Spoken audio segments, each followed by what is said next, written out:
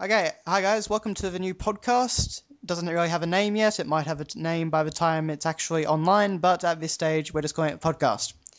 And we're basically going to talk about different topics in popular culture. So we're going to talk about things like video games, movies, yeah, that sort of thing. And Video games. yeah. And yes, so without further ado, let's get into it. Let's introduce everyone, and let's get discussing. So, I'm on iLink 99999, or as I'll probably just be called on this, Josh. Hi, I'm Frank, otherwise known as Pom. And I'm Dizzy, otherwise known as Dizzy. Yes. Okay, so the topic we're going to be looking at today is hype in video games. So, the impact of hype and how it impacts the enjoyment we have of the game. That it is. So I suppose we should probably mention a few games which might have been overly hyped a bit in the recent years. Alright, Such as, Dizzy, do you want to start us off? well, I know. Well, looking at my cabinet, I can see Grand Theft Auto 4 sitting there nicely. That wonderful hyped game of the century. Yep, Probably great. not as hyped as Final Fantasy, perhaps, but No, but ultimately it was a game that fell on its own weight of not being, a Grand Theft Auto game as many people saw it. Mm. I mean, really, it had wonderful gameplay as far as I'm concerned with as a standalone game, but you shove the title Grand Theft Auto on there, and all of a sudden you're expecting gold in a game that is ultimately probably silver. Mm. And I mean, the hype was only furthered, of course, by the multiple 10 out of 10 scores that review outlets gave. Oh yeah, completely. Which is kind of ironic that the game was so overhyped with the scores and everything, but Rockstar itself never really overly hyped the game itself. I mean, it had that billboard in New York, which was probably a bit of flamboyant advertising on their behalf, but other than that, Rockstar's notorious for not releasing any information on their games. Actually, on that note, if you guys remember back probably 2006, 2007, there was a heck of a lot of hype about the current generation of games, and all of that was going to do. Do you think that Grand Theft Auto 4 may have just been, riding that wave? Well, it wasn't so much riding the wave, because if you look at it compared to the other Grand Theft Auto games, it really is a step up graphically and technologically. Yeah. Like, the use of Euphoria in a free roaming game is kind of an astonishing feat. So, all of a sudden, we have a new AI engine running behind the Havoc and Rage engine, which Rockstar developed, but it basically existed for the purpose of upping the system. Like, it basically sort of created a new standard for what these games could be. But ultimately, I suppose it didn't have what the other games had, and so it wasn't so much riding a wave as it was creating the image, if you know what I mean. Yeah, Yeah. okay. So, I mean, technology is advanced, and we've got the technology to do amazing things like Euphoria, but I guess we don't really see it very often. No, and because you don't see it very often, it doesn't really feel like it's a major part of video gaming anymore yet. Yeah. I mean, to be honest, Grand Theft Auto 4's storyline was nothing. Well, it was good, but it was like 23 hours of the same old missions. No Red Dead Redemption. No, Yeah. well, that's kind of it. Nico's storyline is pretty bland, and really he's just seeking revenge and a new life and everything else, but no one... No, I find it almost impossible to connect with a character who tries to emotionally invest himself and then shoot civilians constantly. Yeah, I guess that's one of the problems when trying to tell, a proper emotional story in that sort of game. Yeah. Yeah, I mean... if you can just go on a killing spree and be evil and that sort of thing, and then the cutscene, you see this really, emotional guy Side or of- something like that. Yeah. It's like, I feel so bad that I have to kill these people, but I've also killed 17 civilians today, but I don't feel remorse for that because they gave me $20. Exactly, yeah. Do you have anything on this topic to add, Frank? I mean, I know you don't play Grand Theft Auto. I mean, I barely have, so... Well, going back to your talk of graphical and technological improvements, I suppose, there's a lot of games this generation, maybe not necessarily Grand Theft Auto, that have been hyped purely based on graphical improvements. Yeah, actually, that's a good point. Um, You are right there. It's not even just games either. It's consoles as well. I remember the PSP when it first came out. It had huge hype based on the fact that it was practically a portable PS2. Yeah, exactly. Yeah, that's true. And movies as well. I mean, look at Avatar. Yeah, Basically, as oh, far yeah. as I'm concerned, the entire storyline is just Pocahontas rehashed. But It if you look really at it, is. Like it's very blue and nice. It's shiny. Yeah, for all the hype and love that Avatar gets, I didn't think it was anything special at all. no, it Aside really from wasn't. the CGI. It had no plot whatsoever. It could have done with being about an hour shorter, Yeah. Damn straight. and it was just a major environmentalist film, which of course nobody wants to hear.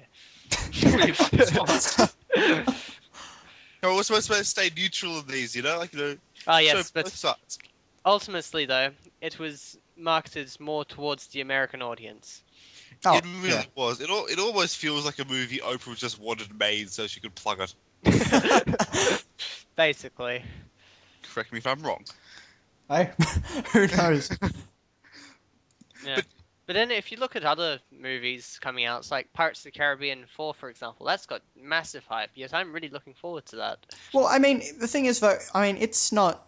Its hype isn't based on, CGI or actors or anything like that. It's simply based on the fact that the other three movies were great. Yeah. Yeah. It's based on I precedent. suppose.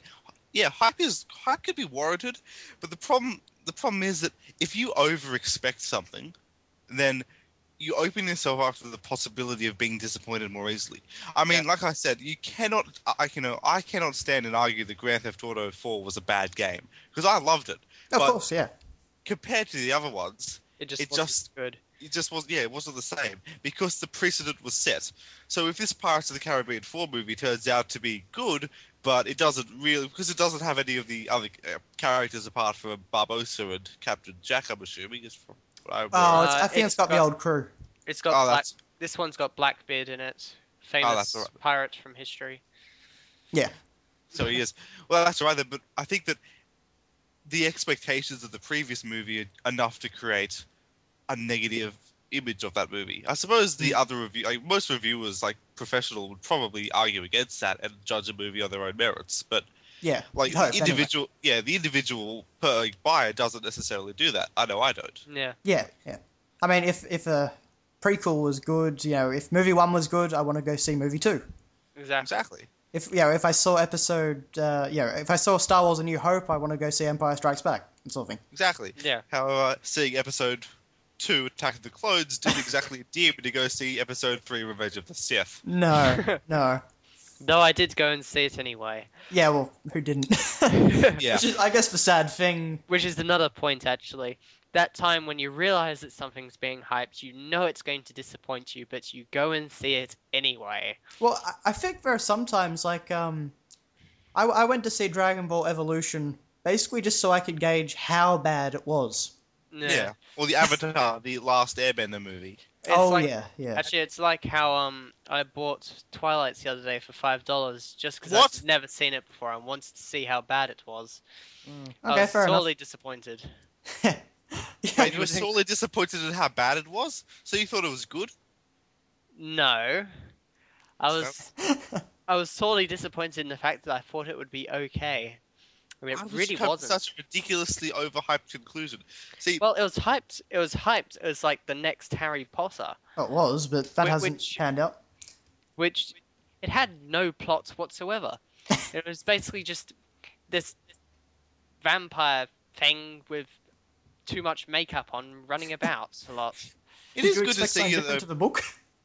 It is good to see you, Pom, being a few years behind this, like, just like... Oh yeah, Don't forget, Let's be Disney. honest, that We read it a few years ago, back around the time when it came out. yeah. well, this is true, but Like let's... it's not really that behind. I mean, like the series of Twilight is the hyped thing of this generation.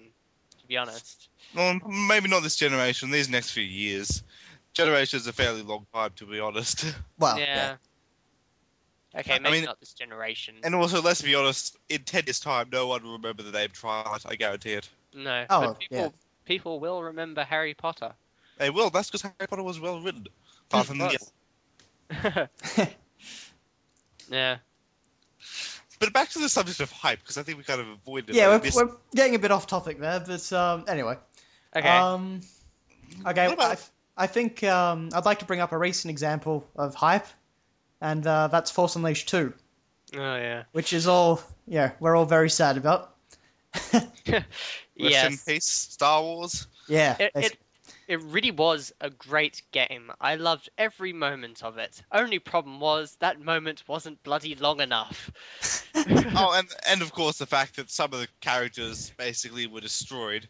Can I mention, the last level of Camino where Starkiller was whining for nothing short of the entire level? Yeah. I have to find Juno. Well, fuck you. Well, that's and the fact that I was quite disappointed at the number of enemies, really. I mean, there was only, 15 different ones or something? I don't even think 15. I think 10, 12 maybe. Yeah, and some of them were rehashes of the other. Yeah. I don't really see the difference between, the Carbonite robot thing and then the fire robot thing. Yeah, the flamethrower one. They were the same thing. They're the exact same, just with, a different attack. One burns you, one freezes you. Exactly. Both of them have spray animation. It's just, I was just like, I fought you before. And of course, I actually didn't realize I was fighting two separate things until I got to that. But again, this has nothing to do with hype. So well, actually, no, that does have to do with hype, because with Force Unleashed 2, with their marketing campaign, and what we were all believing at the time was that there was going to be a bigger variety of enemies with more varied styles of, combat. Mm-hmm. Force powers would have more effect on the environment. Controls would be better, targeting would be better, and all this sort of thing. Which and they were. Well, combat was a bit better and that sort of thing, but it wasn't anything like they were promising. The hype really let us down. I'm actually not gonna lie. I was more impressed with the first Force Unleashed 1 as a new step. Force Unleashed 2 felt like a step up rather than, a flight of stairs up. It really felt like he just walked up one more stair. Yeah, it was a baby step. Yeah, that's probably a better way to put it than my long and flamboyant remarks. But, I mean, really, the two lightsabers was that's probably their selling point, really. And, really... The problem is, though, they barely even used that concept of two lightsabers. It was just like having one. Except seeing an animation for two. Yeah, it didn't add anything to the gameplay. And how many times did you use Mind Trick? Once when I had to. Yeah, once when I had to, same. Yeah. And Tom, what about you? Once? Once when I had to, yeah. And how about Force Overdrive mode? That Force... Oh, Force Fury. I thought that was actually a cool idea, but, I mean, it was basically just a win button. I used it for the sake of using it. Yeah, exactly. To be honest, after the first time I used it, I couldn't remember what I pressed. And I was not being asked to go into the option menus and finding out. So, I never used it again. But the thing is, the corridors we could find, and, it never really felt like using it would have done too much. I could, could find empty corridor space just didn't really appeal to me when it came to using overpowered force push. Yeah. Yes, I have to agree on all accounts there. And I guess, well, at least in my experience, anyway, the mother of all hype, Final Fantasy 13. Because, I mean, there's a game which was hyped for probably 4, maybe 5, maybe more years. Yeah. There was actually one game, though, we won't talk about this one, but there was one game that's been hyped more than that. Duke Nukem Forever. Yeah, although that's finally coming out, at least. Don't say at least. Just leave it at it's finally coming out. It's finally coming out. I don't think there's anything to celebrate. Well, it looks kind of fun, actually. It looks proper Duke Nukem. Well, let's be honest here. I haven't played a proper Duke Nukem game in 15 years since I've been waiting for this one. So that's a good point, actually. Actually, continuing on the subject of hype, the new 3DS that's coming out soon. That's an interesting case, I think. I mean, I'll be curious when I hopefully try it out, this weekend. Yeah. So, I think that one it doesn't fall into a category of a gimmick so much as it falls, because I don't think the 3DS part is really a gimmick, but it's almost like 3D television. Right now, it's not unadvanced, but it's so limited rather, in what games support it and what actually is developed for it, that ultimately having a 3DS is really just saying I have one, because it doesn't feel like an integral and core part of the gameplay experience yet. No, but I suppose you've got to take that first step with a system before you get to innovation and that sort of thing. It's like the Wii and the motion control. Yeah, I know motion controls now become universal. exactly. I know it was like PS2 had it to an extent, but Well, like iToy. yeah, iToy, but And you know what? I ever like my since the controller. Wii, like everyone's just taken over, really. Like with the Xbox is Connect. Connect, yeah. PlayStation Move. Yeah. And these things were also hyped, and they all. I mean, I'm not gonna. The Wii's the best seller console there is, but Yeah. But it was definitely overhyped at at E3 and that sort of thing. Oh yeah. Oh But yeah. also the One-to-one, PlayStation my ass. Move and the Xbox Connect. I mean, I've played Connect. Yep. I would never buy Connect because let's be honest, it has nothing I want. Well, But actually, there's a Star Wars game coming out next year. Really? isn't there always a Star Wars game coming out next year? It seems they pop those ones out. Connect. Oh, good. but but really, it just those two systems like the Move and Connect, they just didn't really work well on their first release. Actually, Connect has made huge headway. I mean, Microsoft has actually exceeded their hopes in sales. Oh, really? Yeah, it's been selling like hotcakes. It's crazy. The more you know. Yeah, Even, even if they did dumb it down. yeah. Well, they did dumb it down from the original concept. The PlayStation Move hasn't been doing as well as I'd hoped, did it? Because I No, remember not at all.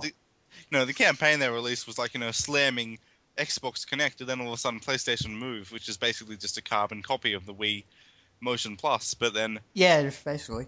it just didn't work particularly well. Oh, except of course, in addition to a remote and basically just called a nunchuck, you also need the camera. Oh yeah. Whereas Kinect has the camera in the Kinect device. See, I tend to find that I think the idea of Kinect is probably better. I like the idea of Kinect, although I think it may be limited. But Oh, yeah, anyway, yeah. I think we're probably getting off the topic of hype here. I think we'll save motion controls for another time. Yep. Actually, if we go back to console hype, have a look at all of the features on these consoles that they advertise to try and promote its image, yet you're never actually going to really use it. It's like it's like how the 3DS has a 3D camera. Okay, I'm buying a portable games console. I'm not buying a camera. I don't really want a camera. Yeah, well, it's a novelty.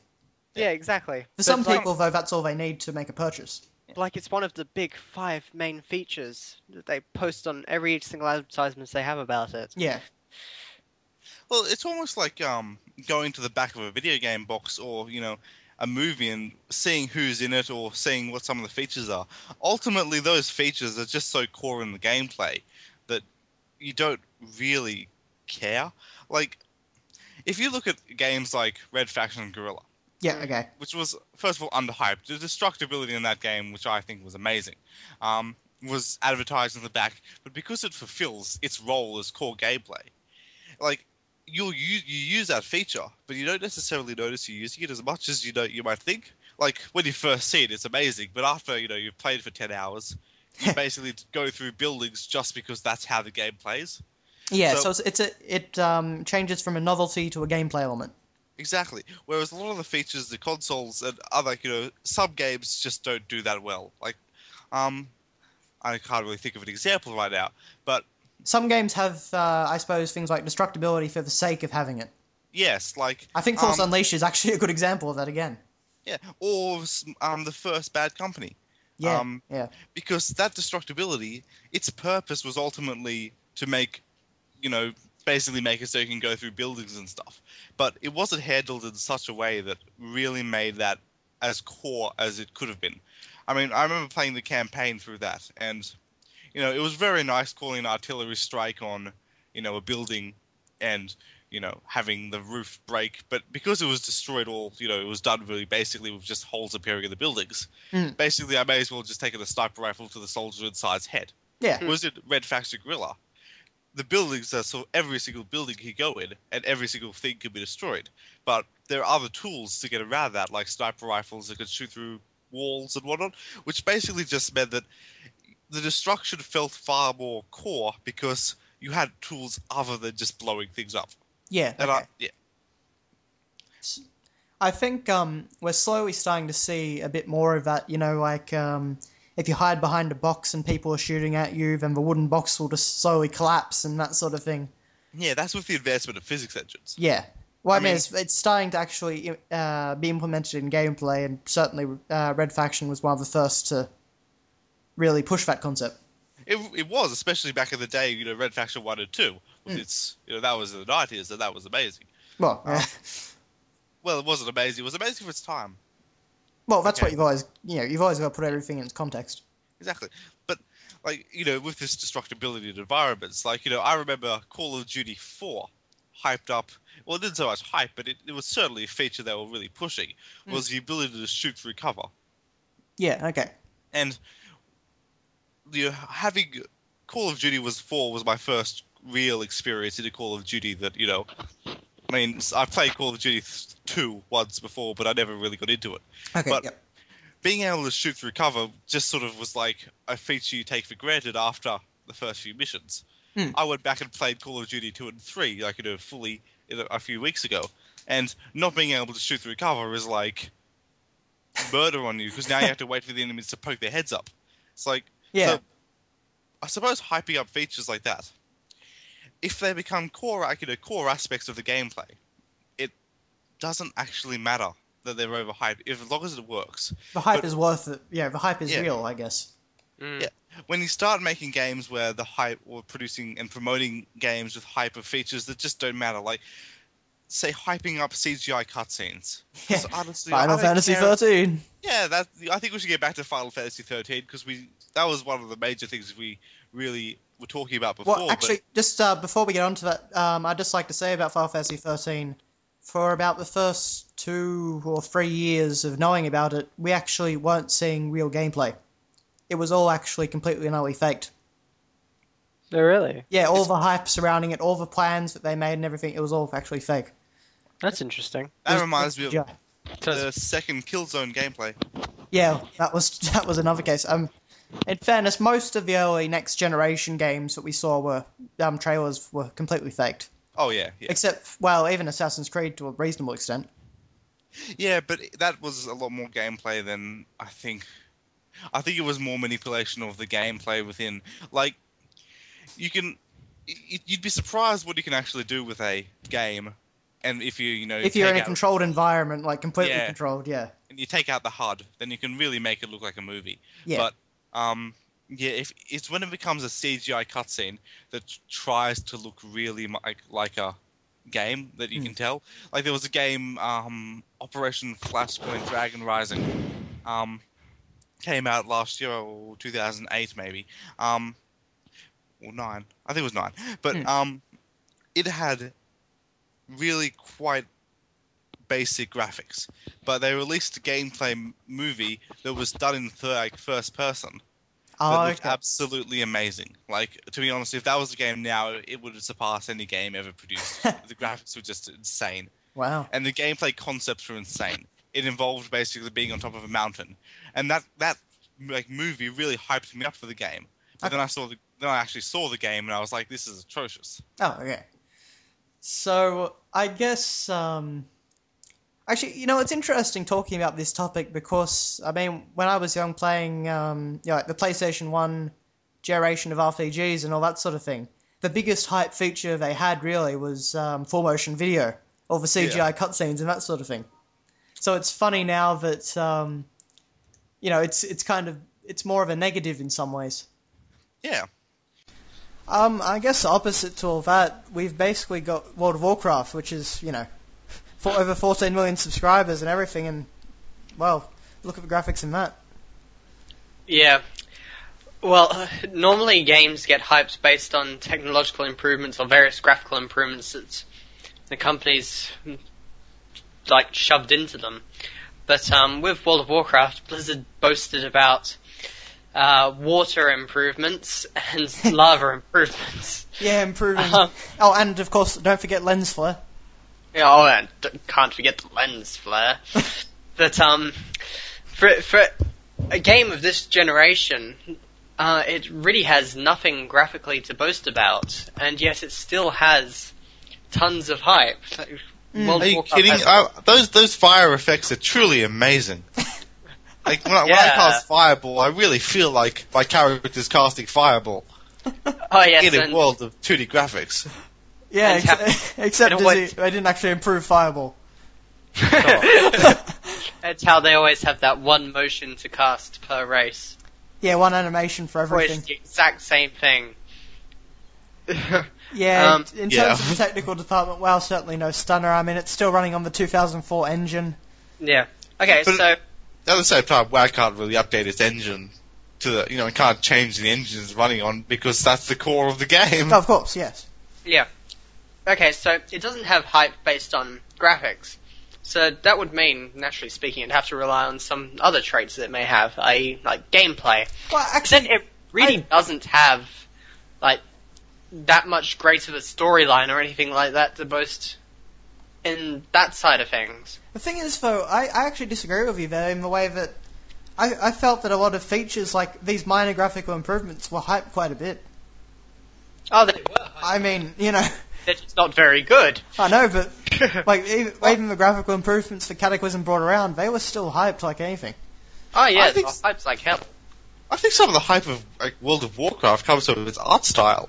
And you look at the concept art released for it, and you think, if I was playing a game with art like that, I'd be in heaven. But no, what I'm actually playing is a game with basically 4 generic monsters with different textures on them. Really, I mean, if I've killed one spider, I've killed them all. Whether or not it has green fluff or orange fluff, it's all one spider. It's the same size as well.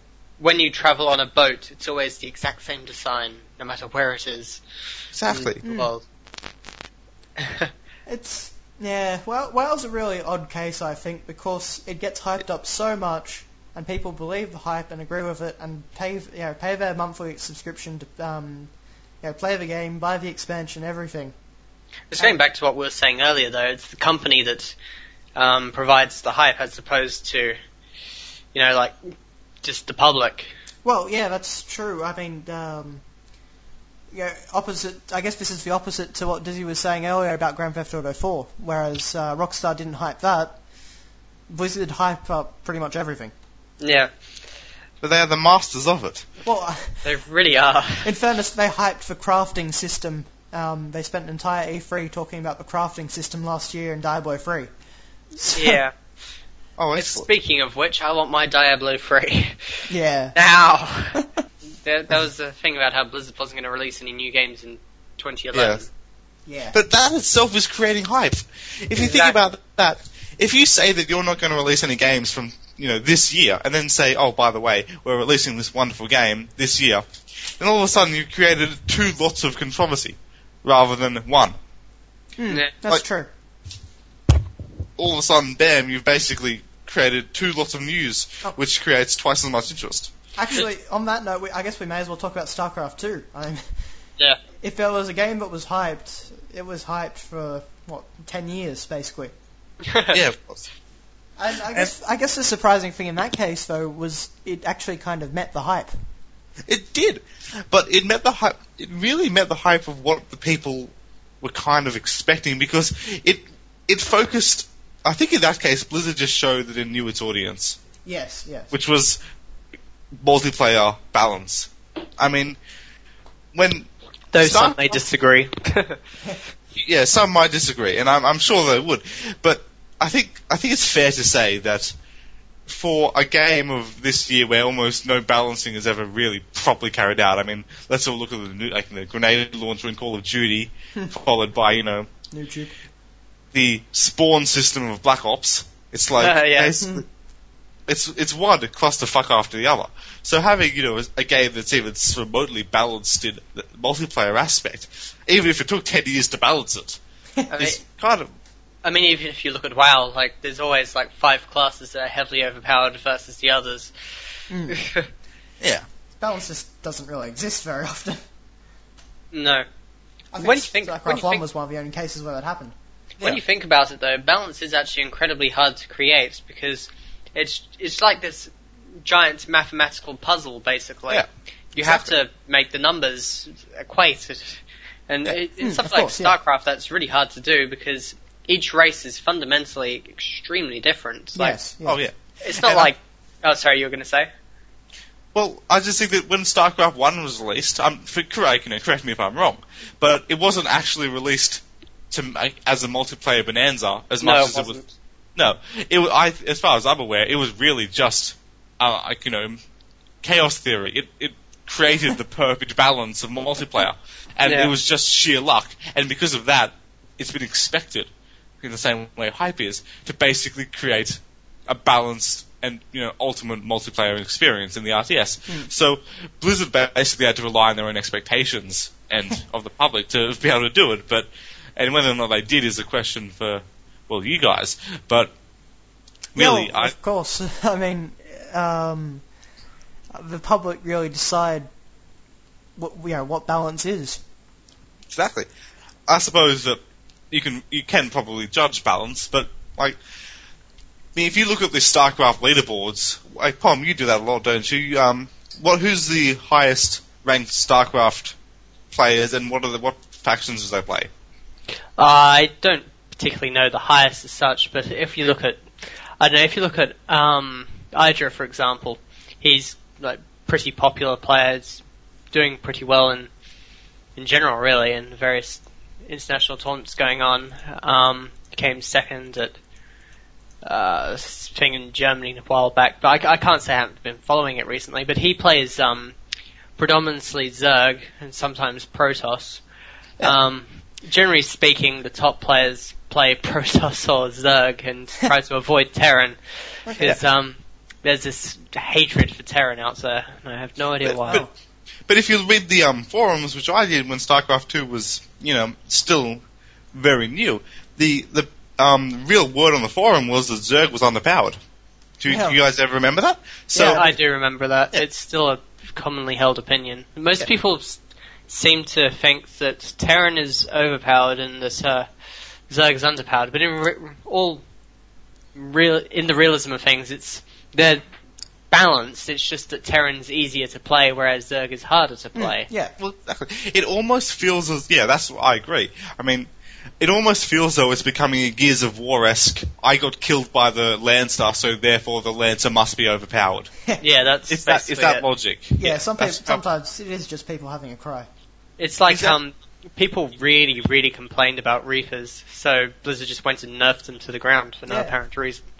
I think that's horrible, really. I mean, I loved my Reapers. And, I guess we're getting away from the topic here, so I guess we'll try and wrap things up. So, what do we think? Does hype impact our enjoyment of a game? It really does, because if a game it's like what Dizzy said earlier, if a game is overly hyped, and then you get the game, and then you think, oh, this really isn't what I was expecting, and then you get sorely disappointed. Yeah, okay. Well, I tend to agree with my own opinion there, which Pom graciously put out, is really that, we put forward ideas of what a game should be, and when they're not met, either by, the public telling us what they think the game is, and then us creating images from there, but really, before a game is ever released, we know what we want in the game. Because otherwise we wouldn't have any interest in it. And then the second we get it, if it closely or even remotely follows that principle, then all of a sudden we're happy. But if it doesn't, if it deviates from what we wanted, then quite often we could complain that the game isn't really what we asked for. But let's be honest here, it still could be a good game. Yeah, of course. I mean, I think one big example, of course, was Lord of Rings Conquest. Because, I mean, that's the Lord of Rings. It basically was supposed to be Lord of Rings as Battlefront. Yeah. I mean, okay, so we're pulling from two things there. We have a really good idea of what we want from that, I think. And, of course, it ended up being just a really shabby cash-in, which ended up killing Pandemic, so... Also not yay. Yeah, I can see that. Yeah, but... I don't know, was that really overhyped? I think in the mind of fans it really was. In the public opinion it was. Because, think about it. You combine Lord of the Rings, one of the most popular franchises at the time, and of course you combine Star Wars Battlefront, one of the most popular games of the last generation. Well, this is true. I mean, it's a match made in heaven, but they... what about games that don't receive any hype at all, and then they come out and they just completely shatter the market through their awesomeness. So I guess that goes back to what you were saying before. If a game is really hyped and it doesn't meet our expectations, then we hate it. But if a game has no hype and we just pick it up, we're probably gonna enjoy it more so than if we knew all about it, if we knew the hype. A good example of that actually would be Rome Total War. There was no hype for it before it came out, but when it came out, it completely changed the RTS market as far as I'm concerned. That's true, yeah. Every single Total War game now has huge amounts of hype. Yeah, exactly, and none of them have met the expectations since then. No. Exactly, because every other Total War game has been hyped. Yeah, actually, that's a great series example. Yeah, or do you remember Tale World, or Traveller's World's Lego series? Yes. It's like, I do. You know, those games. Do you remember the first Lego Star Wars game? I remember reading a small half-page article on that. Yeah. You know, that was the extent of what I heard about Star Wars Lego when it came, out. And then all of a sudden, bam! Now I've got 5 games on my shelf from the Tale World series. It's just like Traveller's Tales. Traveller's Tales. My apologies, edit that part out. But yeah, really, it's just like the games that really don't receive the hype are the ones you don't think about all the time. And because you don't think about them, let's be honest here, you don't create the same images in your head. So when you get the game, all of a sudden it's just a game which is fun. It doesn't have the notions behind it that you wanted. Yeah, of course, yeah. We forgot to mention one game that was slightly overhyped. Yeah. Fable. Of course. Oh, yes. Yeah, Fable 2 is a great example of another game which was really overhyped. Of course, it's Peter Molyneux, so... Anything he says is overhyped. Yes. But I think the thing that interests me about Fable series, and Lionhead as a whole, is that we know Peter Molyneux speaks out of his arse, and I don't think he means to. But the real point is that he doesn't really have much contempt, or it doesn't create much contempt for himself from it, because people still believe him. Remember when Fable 3 was, announced? People were like, oh my god, it's going to have all these wonderful features, which were promised in Fable 2, and didn't appear, and also didn't appear in Fable 3. I guess the big thing about Fable 2 particularly, though, was, as opposed to Fable 1 on the Xbox, and PC, of course, we sort of now have the technology to do a lot of what Molyneux wanted to do with Fable 1. Yeah, because, let's be honest, Fable 1 it's possible now. Yeah, but he still didn't do it, which is the problem. Yeah. What I mean is, I think the hype was more believable for Fable 2, and that's what made it such a letdown. Yeah, and I think Fable 3 was just rushed to the market somehow. Yeah, it didn't have a hugely long development cycle from what I can tell. No, but nor did Assassin's Creed 2, if you think about it. 2007 to 2009, it's not... Well, 2 years isn't bad now, because, they're just building off the same engine. And, of course, Brotherhood was only a 1-year gap, because they built off the Assassin's Creed 2 engine. Well, this is true. And they're announcing another Assassin's Creed in May, so... Yay. It damn well better be the French Revolution. It might be, who knows. But anyway, are we ready to wrap it up? I think we are. Yep. I think we've wasted enough of these people's time. Alright guys, so thanks for watching. If you've got any opinions or whatever, definitely leave a comment. And rate, comment, subscribe. Yes, of course, subscribe if you want to hear more. Subscribe. We'll be doing a few more of these straight up, and we're planning to continue this podcast weekly. So, okay, thanks for watching, guys, and hope to see you next time. Bye. Farewell.